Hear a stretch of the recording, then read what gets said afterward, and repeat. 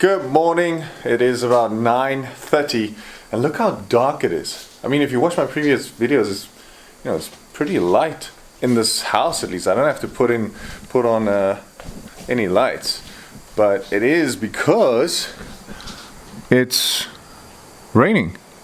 It's gray skies.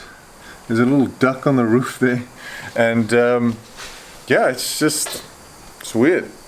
Anyway, it is what day is it? It's day 8 out of 30 of eating meat and eggs every single day. So I'm gonna make some bacon and some mince, and then we're gonna train something that I also actually like, other than chest, which is my favorite, exercise.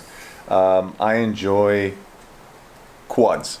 So we're doing the anterior side of the leg, so we're just focusing on quads. So yeah, let's get going. So I just finished my bacon and mince, and I came up to take a quick shower, and then when I opened the balcony door, this is what I saw. Look at this bad boy, just sitting there on the roof. Huh? How crazy. Hey buddy. Wind blowing in his feathers. He's taking a bath. He's enjoying every second moment. Alrighty, we are in the parking lot of the gym, and it's currently still raining, but when I went to the car in the parking lot at home, in the basement, I could smell the rain.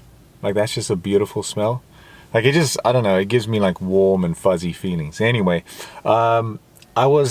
while I was having my mince and my bacon, I sometimes scroll through a YouTube video. I watch a few, YouTubers just while I eat, and then I pause and I watch it later. It's not like a set thing. Just something to play in the background while I eat quickly, right?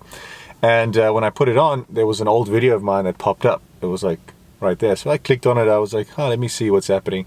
And it's this video where I went around in Cape Town and Sea Point, and I was asking people questions about weight loss and, how it affects, or what is the most difficult part of weight loss and things like that. But the point that I'm trying to make, I was listening to this and watching it, and there was a little bit of a cringe moment, to be fair.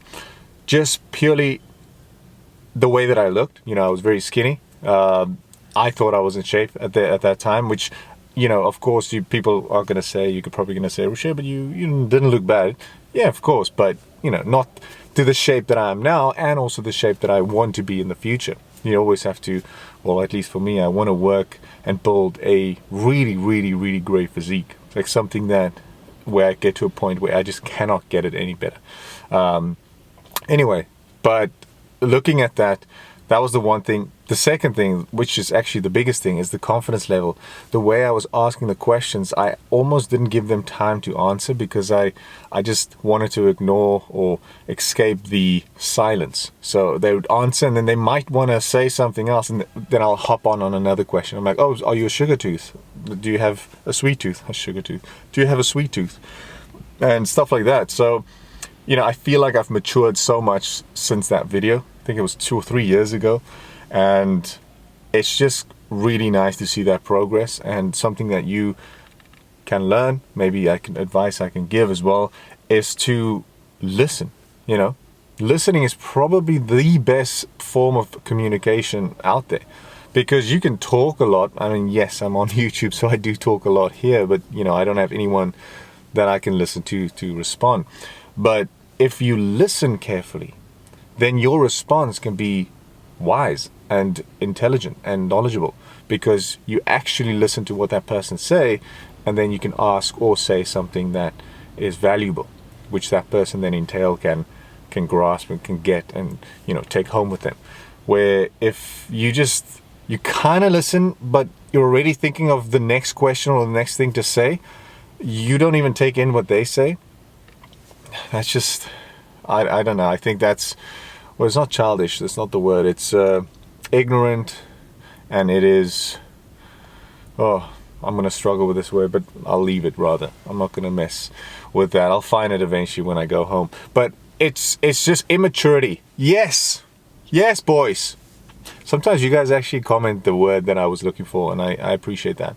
I don't get offended by it, because you know, I am still learning English properly. Like, yes, my accent is fine, and I can, you know, swing a little, you know, all the words, and I've read books, so it helped me a lot. But there are just some words that it just doesn't come to my mind. But yeah, maturity. Like, it just doesn't show a lot of maturity if you just don't listen. Anyway, long story short, I'm gonna smash some quads. Let's get in there. Yeah. Alrighty, the first exercise is the barbell squat. I love this. I use a little elevation mat to get my heels up, and that obviously then puts more pressure on those quads, those bad boys, and I do about 4 sets of those. Then the second exercise is the hack squat. I really love this because you can pack this heavily, and it just puts so much pressure on those quads. It's not even funny, to be honest. The third exercise is pretty simple. It's almost like a relaxer, you know, in the middle, where it's just some leg extensions with the machine.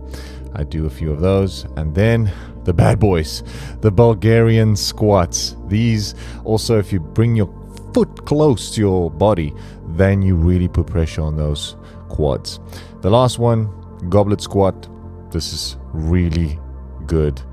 There's no much I can say about this. It's just too much pressure on the quads there. Anyway, that was it.